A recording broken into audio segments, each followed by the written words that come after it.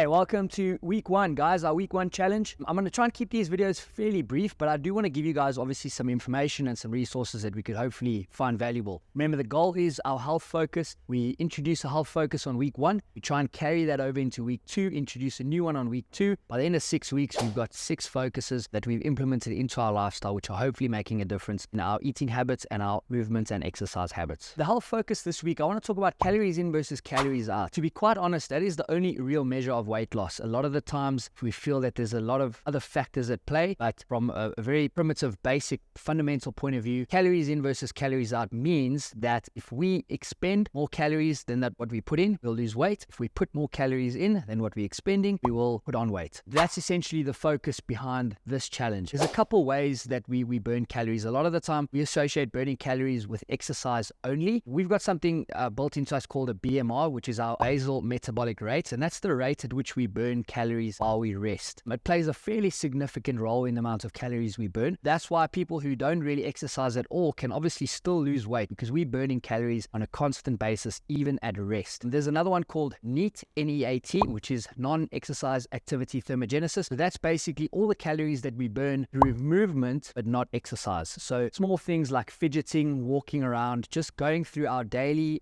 tasks and activities, not exercise activities but activities that could potentially spike the amount of calories that we burn. That then also plays a role and could also account for a fairly significant portion, up to even 30% of our total calories burned within a day. Another one is a thermic effect of food. Obviously, the foods that we eat, our body requires to absorb and digest that food. Calories that are burned through that process is known as thermic effect of food. So we actually burn calories through eating, and we'll talk about that at a later stage as well, such as protein being one of the highest sources of nutrition that has the highest thermic effect of food. Therefore, eating more protein will essentially help you burn more calories. Then we've obviously got physical activity. So that would be the additional amount, and it's less significant than people think. A lot of people think, okay, if I exercise every day, I'll lose weight, and you potentially will, but we still need to make sure that we're managing our calorie intake in order to make sure that that energy balance is in favor of losing weight. So the focus this week is going to be on calories out. Okay, next week, we're going to talk about calories in. We're going to get into more diet-related stuff, but our health focus this week is going to be on the calories that we burn and not through exercise. So we obviously want to essentially then try increase our NEAT. And I'm going to give you a few tips on how we could potentially do that, but our health challenge in itself is to try and encourage that and encourage us to move more. So the health challenge for this week, we want everybody to walk 60,000 steps between Monday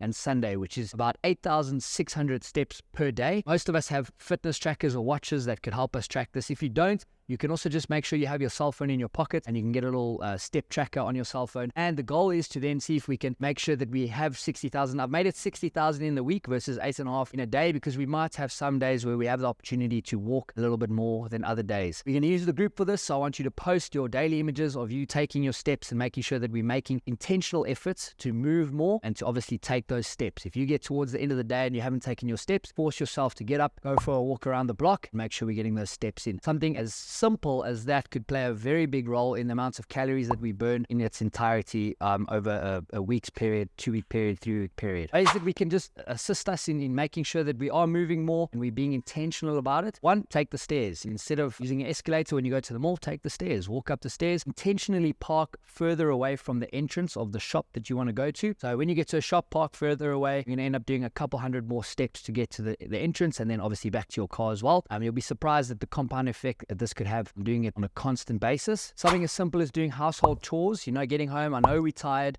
but instead of sitting on the couch and trying to relax, get busy, start doing stuff that could be potentially productive, not only for the fact that we're burning more calories, but we're actually getting stuff done around the house that needs to be done. Another one is standing more. Obviously, sitting requires less energy and effort. You burn less calories, so make an effort to try and stand more than what we sit. And if you're at a job where you end up sitting predominantly or most of the day, set an alarm on your phone and make an effort to at least every 30 minutes get up, take a walk around the office or take a walk around the house, and make effort towards moving more. That's our health focus for this week. Moving more. Let's see if we can get those 60,000 steps in throughout the week. And then onto our physical challenge. Our physical challenge, this goes hand in hand with the steps. We are going to ask you to do 3 attempts. Everyone must do 3 attempts of a 1.6 kilometer run. You can do this at home. You can do this here at the gym. You can end up doing lengths up and down the driveway 3 times or 3 days within next week. We would like you to run a 1.6, and I'm going to give you a few strategies on different variations. I know some of us dislike running. That's why I'll give you some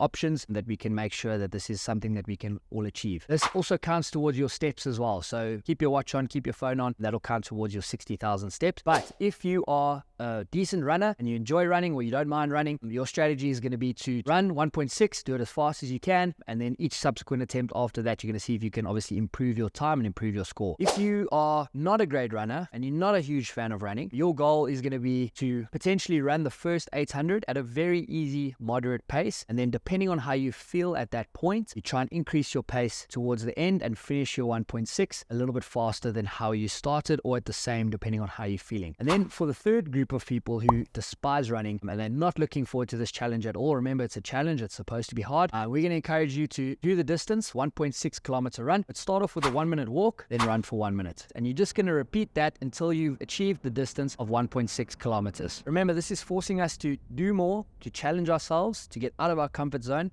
and to make an intentional effort towards our health and our fitness, prioritizing ourselves. Sometimes we have to do the things that we don't necessarily like to do, but that's why we're kicking things off with a nice tough one. Obviously, if you have any questions or comments, please let us know. We want to keep the group as engaging as possible. So once you've done your first attempt, post it on the group, let everyone know. Let's support each other. Let's encourage each other. Let's use the group as a tool for engagement and accountability. And then obviously we'll have a leaderboard at the gym as well. Everybody should be attending their 3 classes. So try and coincide that with your 3 attempts and then write your times on the board. At the end of the week, we will have a spot prize, and the spot prize is not based on performance. So if you're not a good runner, you don't automatically get excluded from receiving a prize. The prizes each week are going to go to the people who are the most supportive and encouraging, the people who are portraying consistent efforts and making sure they're putting in the work that needs to be done and supporting others in the journey while they do that. Guys, good luck for the first week. As I said, please shout if you have any questions. We want everybody to feel comfortable and make sure they know exactly what's going on. We want you to get as much value from this challenge as possible, and we're really looking forward to the next 6 weeks. Let's get the first week underway.